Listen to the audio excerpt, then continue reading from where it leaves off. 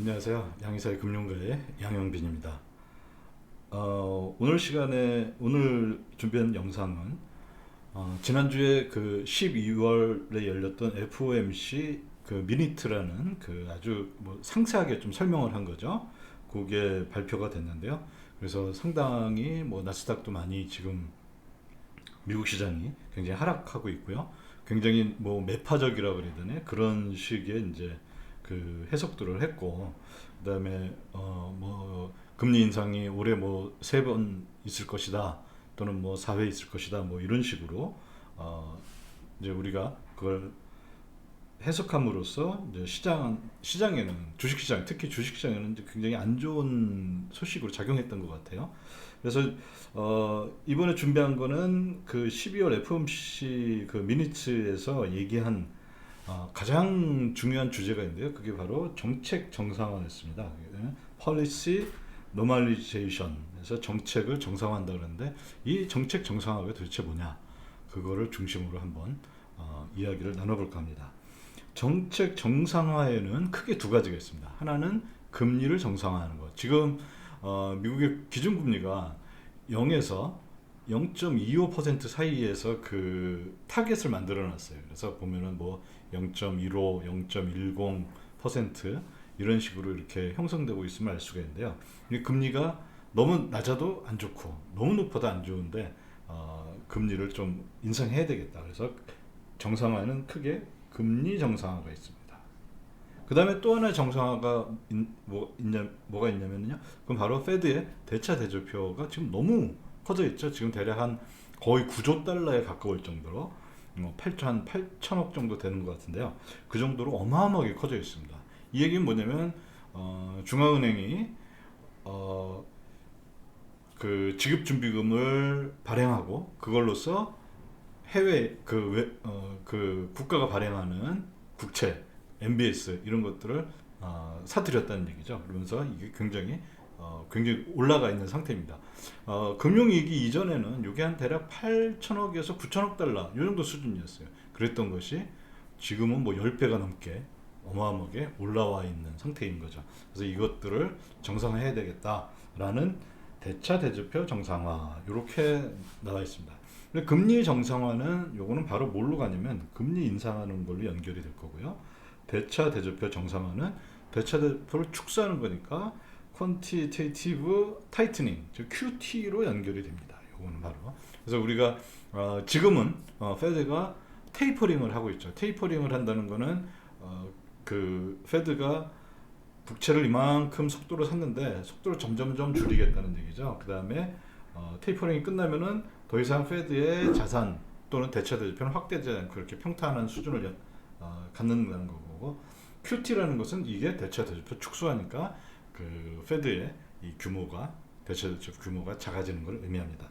그런데 여기서는 좀 상당히 원론적인 얘기들만 했어요. 그러니까 뭐냐면은 정책 정상화를 해야 되는데, 그 정책 정상화는 두 가지가 있고, 금리 인상하고 대차 대조표 축소 QT라는 것이 두 가지가 있는데, 구체적인 거는 아마 1월 25일에 열리는 FOMC에서 조금 더 구체적인 얘기들이 나올 것 같습니다. 12월에 있었던 FOMC에서는 이제 전체적인 윤곽들, 뭐가 필요하고 뭘 해야 되고, 그러기 위해서 뭘 준비를 해야 되고, 그다음에 이게 과거의 정책 정상화하고는 어떤 차이가 있는지, 그거에 대한 평가 또는 이제 새로운 정책 도구들은 어떤 게 있는지, 그런 식으로 얘기를 많이 했습니다. 그다음에 이 정상화의 순서는 지난번에 있었던, 과거에 있었던 정상화하고 순서 자체는 같을 것 같아요.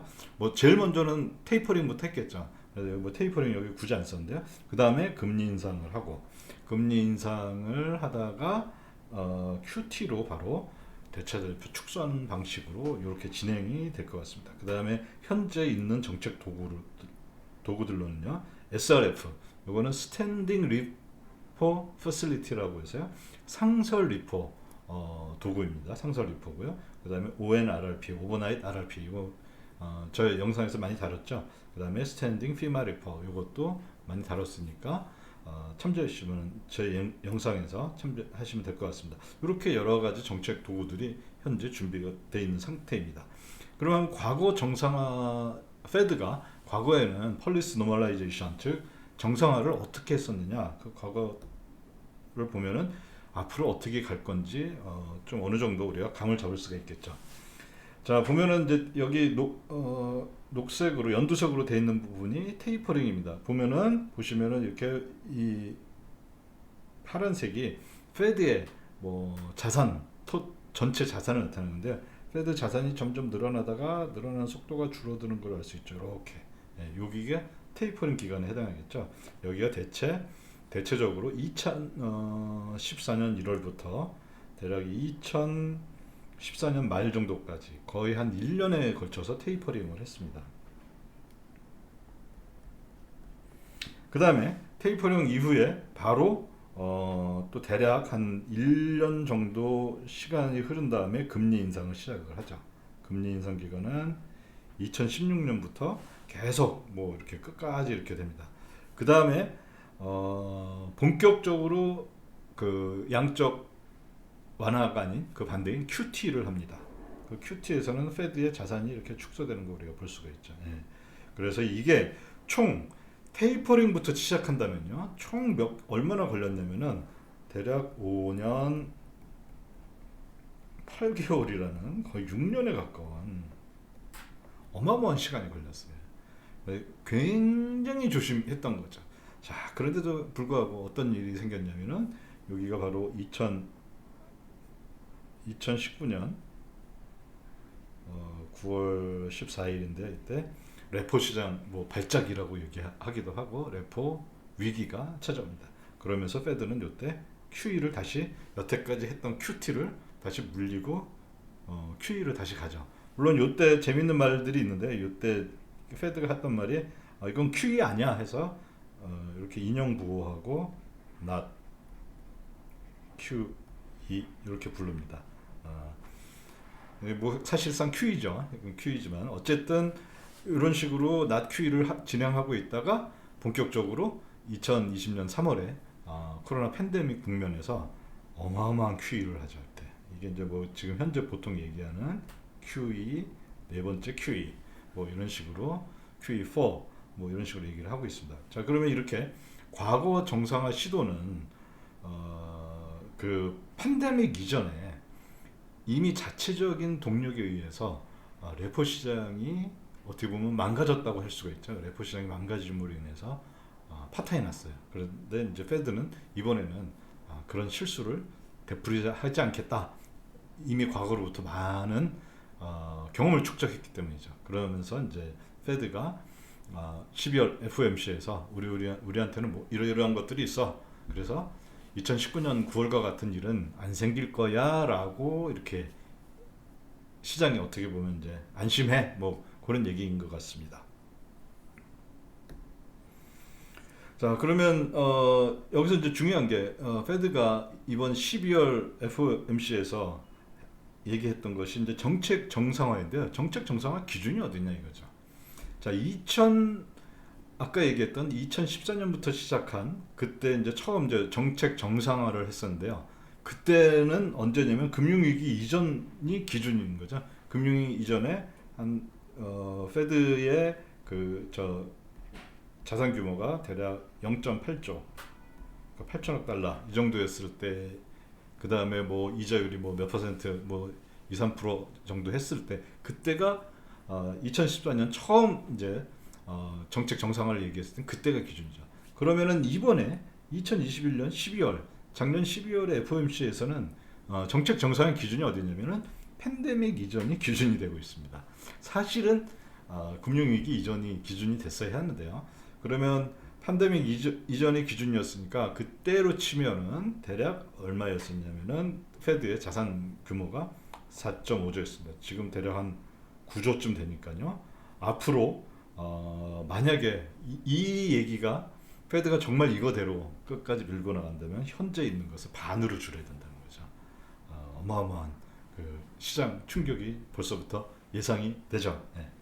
어쨌든 이러한 이제 12월 FOMC에서는 그 과거 정책 정상화 사례들을 들면서 제일 중요시했던 게 뭐냐면 2019년 9월 14일에 있었던 레포 시장 발작이었어요. 요거를 어떻게 잘 이제 또 그런 일이 발생하지 않고 할 것이냐.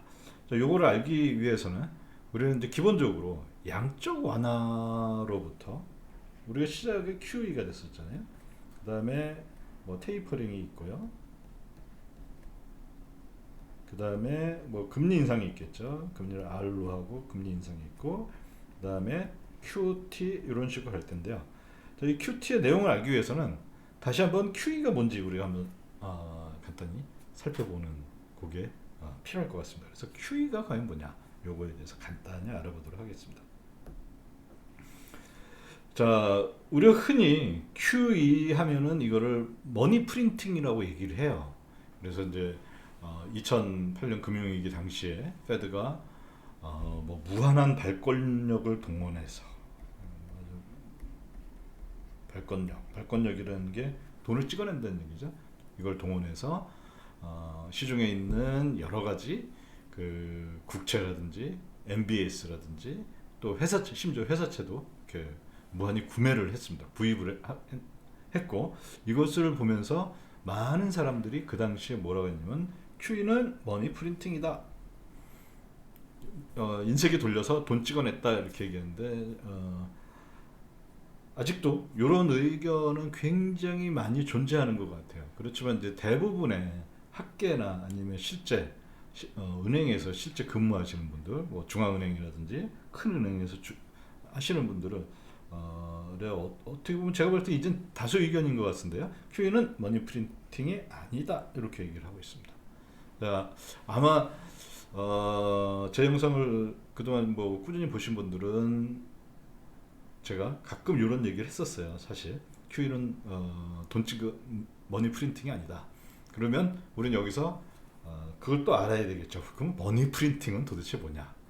QE는 뭐냐? 그러면 일단 QE가 작동하는 방식에 대해서 간단히 한번 살펴보도록 하겠습니다. 자, 첫 번째 이 위에 이 테이블이 있고요. 아래 테이블인데 은행과 중앙은행, 재무부 뭐 정부죠. 미국 중앙은행이니까 여기 이건 이제 미국 사례를 제가 든 겁니다. 중앙은행은 저걸 갖고 있겠죠. 페드죠. 그러면 이 초창기 상황이에요. 자, 뭐 은행이 지급준비금 갖고 있고 그만큼 중앙은행이 똑같이 지급준비금 갖고 있고요. 국채는 은행하고 중앙은행이 50, 20씩 나눠졌어요. 그러면 재무부에서 발행한 거니까 재무부 국채는 이 부채에 잡히겠죠. 왼쪽은 자산, 오른쪽은 항상 부채. 그 다음에 재무부는 국채를 팔았으니까요. 이게 자기한테 현금으로 들어오겠죠. 근데 그 현금 계좌는 어디에 갖고 있냐면은 중앙은행에 갖고 있겠죠. 아, 제가 여기 이걸 안 써놨네요. 여기 TGA 70. 예. 마찬가지로 여기도 TGA 70. 물론 저 뭐냐, 부채랑 자산이랑 항상 양변이 같아야 되는데요. 여기 또 딴 것도 써줘야 되는데 여기는 뭐 그냥 다른 자산, 기타 이렇게 쓸게요. 그러면 기타 70. 이렇게 하면 이제 모든 게 딱 다 맞죠. 네. 자, 그러면 이런 상황에서 QE를 한다는 건 중앙은행이 민간 또는 은행이 가진 여기서 민간은 은행 말고 다른 기구들이 있죠. 뭐 헤지펀드도 될 수 있고 MMF도 될 수가 있고 뭐 펜션 펀드도 될 수가 있고 그런 금융기관, 은행이 아닌 금융기관, 보통 이런 것을 민간, 제가 말하는 민간은 그런 내용입니다. 그러니까 보통 저 같은 사람, 일반 이런 개인이라기보다는 그런 이제 민간, 은행이 아닌 민간 뭐 금융기관 이런 걸 의미하는데요. 자, 그러면 중앙은행은 어떻게 하냐면은 기존의 은행 또는 여기서 은행만 사례를 볼게요. 은행이 가지고 있는 국채를 20을 매입합니다. 그래서 은행은 국채가 없어졌죠. 그러면 중앙은행이 은행한테 뭘 사면은 중앙은행 뭔가 대가를 지급해야 되잖아요. 그 지급하는 게 뭘로 지급하냐면 지급준비금으로 지급을 해요. 그럼 중앙은행이 지급준비 20만큼 샀으니까 지급준비금이 50에서 70으로 늘어나고, 그 다음에 은행의 지급준비금도 마찬가지로 50에서 70으로 늘어나게 됩니다. 자, 그럼 이 표에서 제일 중요한 거는,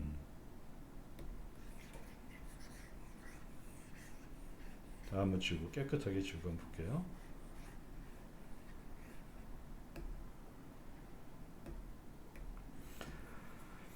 자, 은행의 그 대출은 이 대출은 뭐 일반 개인이나 기업들한테 해준 대출이겠죠. 대출은 전혀 변하지 않다고 않고 있습니다. 대출 150 전혀 상관없죠. 그러면 이것이 한 거는 뭐냐? QE를 해서 하는 거는 뭐냐면은 은행이나 또는 여기 뭐 민간이라고 이렇게 얘기할 수가 있는데요. 민간에 뭐가 바뀌었나요? 예, 국채 20이 있었던 것이 국채는 줄어들고 자산에서 지준금이 70으로 늘어났어요. 50에서. 그 얘기 뭐냐면은 QE라는 것은 QE의 직접적인 결과는 지급준비금이 증가하는데 은행의 자산의 구성만 변화시킨다는 거예요. 즉 국채가 줄어들고 지급준비금이 늘어나고 이런 식으로만 바뀐다는 거죠. 제가 머니 프린팅이 아니다 이렇게 얘기하는 건 뭐냐면은 은행에 대출을 하는 거, 대출금이 늘어날 때 저는 머니 프린팅이라고 봅니다. 이렇게 보는 시각은 현재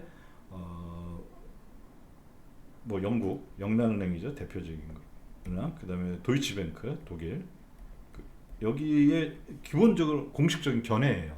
그 다음에 페드는 아직 이렇게까지 얘기는 안 했는데 페드의 많은 연구자들도 점점 이런 견해를 따르고 있습니다. 어쨌든 그런 걸로 본다면은 대출은 변하지 않았죠. 그 얘기 뭐냐면은 그 머니 프린팅이 아니다. 그럼 머니 프린팅 대출이 늘어나면 어떤 일이 생기나요? 우리 만약에 오늘 가계 대출이 100이었어요. 그런데 내일 뭐 1000으로 늘어났어요. 그러면 가계에 대출 받은 사람도 그걸 갖고 뭘 하기 위해서 하죠? 뭔가 구매를 하기 위해서 대출을 받잖아요. 그걸 뭐 집을 산다든지. 그럼 집값 많이 올라가겠죠. 대출 많이 풀면은 집값 많이 올라가고. 근데 대출을 그거 말고 또 소비자 금융도 있죠. 예전에 카드 대란이라는 거 있었잖아요. 카드를 많이 발급해가지고 사람들이 갑자기 소비를 많이 하게 된 거예요. 그런 경우에는 결국에 뭐를 올리게 되냐면 물가를 올리게 되죠. 인플레이션을 일으키게 되죠. 그렇기 때문에 대출 증가가 없는 QE라는 것은 머니 프린팅이 아니다. 이거는 뭐 저의 의견이라기보다도 영국의 영란은행, 독일의 뭐 도이치방크, 그 다음에 뭐 수많은 또 전문가들의 의견이니까 아마 여기에서 조금 이상하다 생각하시는 분들은 요거에 대해서 제가 나중에 한번 좀 더 자세하게 얘기할 기회가 있을 것 같은데, 어쨌든 QE는 여기서 얘기하고자 하는 것은 대출 증가가 없었고 그래서 머니 프린팅이 아니다. QE가 시작했을 때 수많은 경제학자들도, 상당히 많은 수의 경제학자들이나 경제학자들이나 어널리스트들이 뭐라고 얘기를 했었냐면은 QE가 생기면은 하이퍼 인플레이션이 생길 것이다 이렇게 했는데, 현실에서는 오히려 그 인플레이션이 너무 낮아서 지금 QE 시작한 지 한 14년째 되는데 너무 낮아서 그것 때문에 고민했죠. 인플레이션을 어떻게 올릴까. 물론 최근에 그 재정 지출로 인해서, 어마어마한 재정 지출로 인해서 또 인플레이션이 좀 최근에 많이 생겼지만은 그 이전까지만 하더라도 굉장히 이 인플레이션이라는 게 QE를 그렇게 했는데도 왜 안 일어나는, 인플레이션이 안 일어났냐? 저는 대출 증가가 없었기 때문이다. 이렇게 얘기하고 싶습니다.